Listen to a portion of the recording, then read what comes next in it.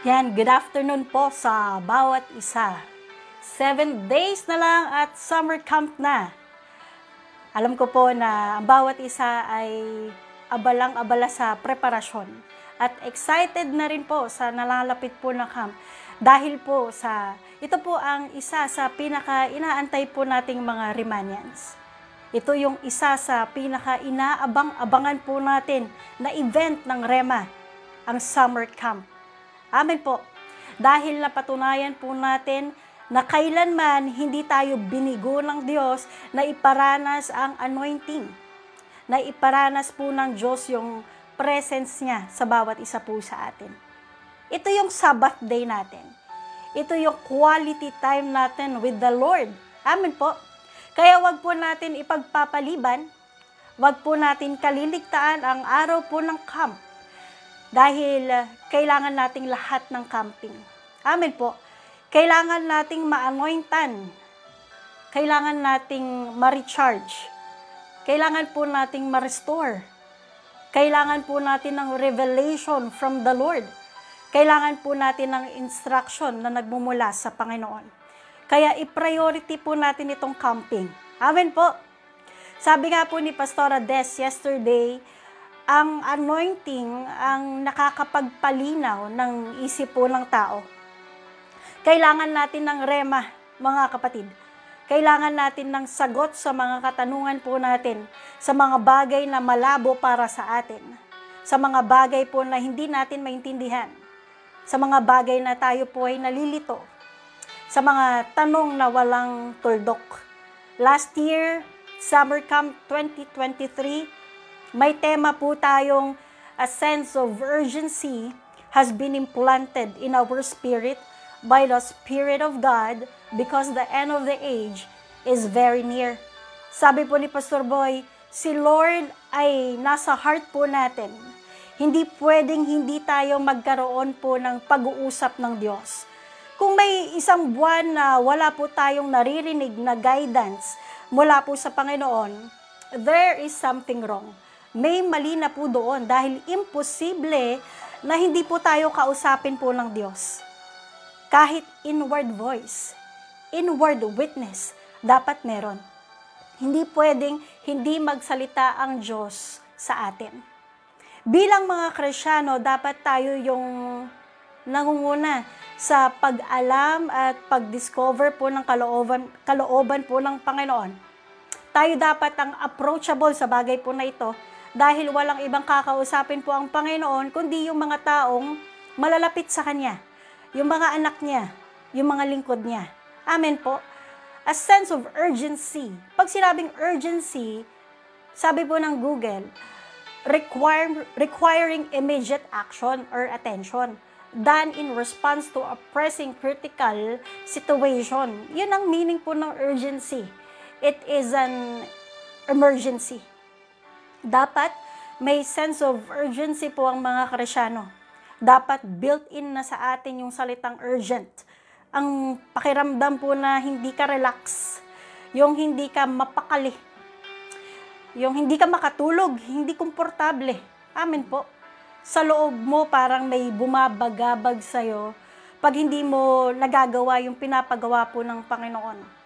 Dapat lang po tayo mabagabag kasi ito po ay patungkol sa Diyos. Amen po. Dahil eternity ang pinag-uusapan po dito. Buhay ang pinag-uusapan po dito. Heaven or hell ang pinag-uusapan po dito. Kaya kailangan hindi po tayo chill. Amen po. Kailangan po nating kumilos sa ministeryo na pinagkatiwala po sa atin ng Panginoon. A sense of urgency. Dapat yung nag-aapura po tayo Amen po. Nakikita na po natin ang mga signs na dumadami na po yung mga gera. Habang naniniwala tayo na alam natin na malapit nang dumating ang ating Panginoon, dapat may gawin po tayo. Dapat may ginagawa po tayo para po sa Panginoon. Noong tinanggap natin si Jesus bilang Panginoon at tagapagligtas, tayo po ay nagkaroon ng trabaho. Meron tayong gampanin. Meron po tayong assignment sa Panginoon. Nagkaroon po tayo ng purpose in life. gawin natin ang pinapagawa ng Diyos na para bagang darating na siya bukas. Parang may deadline na dapat tapusin. Katulad sa school, habang wala pa yung teacher, nag-aapura ka na matapos yung project mo. Finish or not finish, pass your papers. Haharap po tayo sa pagsusulit. Mga kapatid, tapos o hindi tapos ang pinapagawa ng Diyos sa atin. Pagdating ng Lord, ano po kaya ang marka natin sa report card natin? INC? Incomplete? Or job well done? Pagkatapos ng paghihirap natin, pagkatapos ng pagtitiis po natin, mga sakripisyo po natin, ang sasabihin ng tumawag sa iyo, my good and faithful servant, welcome to the joy of the Lord. Hindi natin pinaglilingkuran dito ang pera. Hindi natin pinaglilingkuran ang posisyon. Genesis chapter 15 verse 1. God is our portion and our exceeding great reward. He Himself is our reward. Amen po. Ang Diyos na pinaglilingkuran po natin all along, all this time. Hindi posisyon, pera o kapangyarihan, kundi si Jesus. Hindi tayo after sa papuri po ng tao. After po tayo na mapapurihan ang Panginoon. Katulad po ni Zaccheo na isang napakayaman at pinuno po ng mga maniningil ng buwis. Sa Luke chapter 19, mababasa po natin, nang nalaman niyang paparating na po si Jesus, siya po ay dali-dali umakyat po na sa puno po ng sikomoro. Masilayan lang po si Jesus. Makita lang po ang Panginoong Jesus. Kung isa-search po natin ang puno ng sikomoro na inakyatan ni Zaccheo, ay may 30 meters high, almost 100 feet. Si Zaccheo, ayon sa Bible, ay pandak. Siya po ay, kung isa-search po natin, ang height niya ay less than 5 feet. Umakyat po siya sa ganoong kataas na puno. Kahit na naging katawa-tawa po siya sa maraming tao. Kahit na pinag-uusap-usapan siya ng maraming tao, kapag gusto, may paraan. Kapag gusto mong lumapit sa Panginoon, you will do everything para mapansin ka niya. He took an effort just to see the Lord. Alam niyo po, nakikita po ni Lord ang lahat ng effort po natin. Nakikita po ni Lord lahat po ng pagod, yung mga sacrifices po natin, lahat ng fundraising po natin. May kanya-kanya po tayo pinagdaanan at pinagdaraanan, makapunta lang po tayo sa camp. Dahil alam natin yung effort na yun is going to be worth it. Amen po. Katatagpuin tayo ni Lord, yung hari ng mga hari, yung Diyos ng mga Diyos, at mapapawi ang lahat ng pagod dahil sa presensya niya. He will give us rest dahil ang tunay na kapahingaan nating mga Kristyano ay ang presensya po ng Panginoon. Amen po. One time, alam niyo po mga kapatid, ako po ay nauuhaw at ako po ay bumili po ng tubig sa 7-Eleven. May napansin po akong taong grasa na nakatayo po sa pintuan po ng 7-Eleven. Mukhang uhaw na uhaw rin po siya. Binilhan ko rin po siya ng mineral water. Paglabas ko, inabot ko po sa kanya at sinaran ko po siya ng Word of God. Alam niyo po, pag alis ko, nilingon ko po itong taong grasa po na ito. Yung malamig na bottled water, tinapon niya lang po at hindi po niya ininom. Inaalukan na nga ng makakapagpapawi ng uhaw at gutom, pero marami pa din ang tumatanggi. Sabi nga po ni Pastor Mulo, kahit ano pang opportunity ang dumating sa'yo, kung hindi mo yan nakikita as opportunity, hindi ka mabibless. Amen po. Katulad po ng taong grasa, sinayang niya po yung opportunity. Sinayang niya po yung pagkakataon na hindi man lang niya tinikman yung malamig na tubig.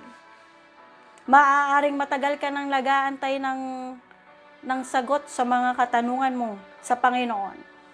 What if nasa camp ang kasagutan? Ephesians chapter 5, verse 27, that He might present her to Himself a glorious church, not having spot or wrinkle or any such thing, but that she should be holy and without blemish. Jesus Himself takes dead sinners, now made alive, by grace through faith. We are being washed and cleansed, being made holy and set apart. Ultimately perfects His church for praise of His glory. Ibinigay ni Jesus ang kanyang buhay sa kanyang iglesia. Ganoon po tayo kamahal ng Diyos. At sa camp, doon mo mararanasan, may Diyos na may pakialam sa buhay mo. May Diyos na nagmamahal at nagpapahalaga sa buhay mo. Kaya magbaon po tayo ng panyo. Magbaon po tayo ng tubig, Bible, notebook, ballpen. At huwag po natin kakalimutan na magbaon ng tanong sa Panginoon. Dahil sa camp, ako po ay nakakilala sa Panginoon. Dahil po sa camp, sinagot po ako ng Panginoon sa mga katanungan ko. Through camp, ako po ay nakaahon sa utang ko. Kung hindi po kaya ako nakapunta ng camp, nung time na baon ako sa utang, maaaring hindi ko po narinig yung instruction po ng Diyos. Amen po. Through camp, sinagot ang Panginoon ang tanong ko. Amen po. At alam niyo po, naiisip ko, kung hindi ako nakasama ng camp, baka magpahanggang ngayon, andun pa din po ako sa hindi magandang sitwasyon. Ang Diyos po ay hindi bingi at bulag na tugunin po ang ating mga katanungan, ang ating mga pangangailangan. Hindi po siya bingi at hindi po siya bulag sa mga desire ng puso po natin. Ang Diyos po ay mabuti, siya po ay tapat. 2 Chronicles chapter 16 verse 9, umiikot ang Diyos sa buong mundo at naghahanap na pwedeng makausap. Ang sabi po ni Pastor Boy, naghahanap si Lord ng makakausap. Ang tanong, available ka ba sa March 27? Ang Diyos po ay mensahe para sa bawat isa. Kakausapin po tayo ni Lord through camp. Ang Diyos po ay magsasalita. Ang tanong, willing po ba tayong makinig? Sabi nga po sa isang worship, buhay ko'y binigyan mo ng kaligtasan. Aking kasalanay kinalimutan. Binigyan mo ako ng katagumpayan. Kaya pasasalamat ko'y walang hanggan. Nararapat lang po na ibalik natin ang lahat ng papuri at pasasalamat sa ating dakilang Diyos. Bigyan po natin ng oras ang Panginoon. Maging excited po tayo na katagpuin ng Diyos na nagbigay ng katagumpayan sa buhay po natin. Dito na po tayo nagtatapos. Tayo po ay manalangin. Yes, O God, Ama, sa pangalan ng Panginoong Jesus, Lord, maraming salamat, Panginoon, sa mensahe mo sa hapon na ito, Panginoon. Lord, patuloy, Panginoon, na makita namin palagi ang buhay namin ay isang oportunidad na galing sa'yo. Lord, isang pribilehiyo ang mapaglingkuran ka, Panginoon. At patuloy, O Diyos, na samahan mo kami sa nalalapit po na camp, Panginoon. Katagpuin mo ang bawat isa. At patuloy, O Diyos, na ikaw ang kumilos at mangialam sa bawat pangangailangan ng simbahan namin. Salamat, Panginoon, ibinabalik namin ang lahat ng kapurihan sa dakilang pangalan ng aming Panginoong Hesus. Lahat po tayo ay magsabi ng Amen. God bless po and good afternoon.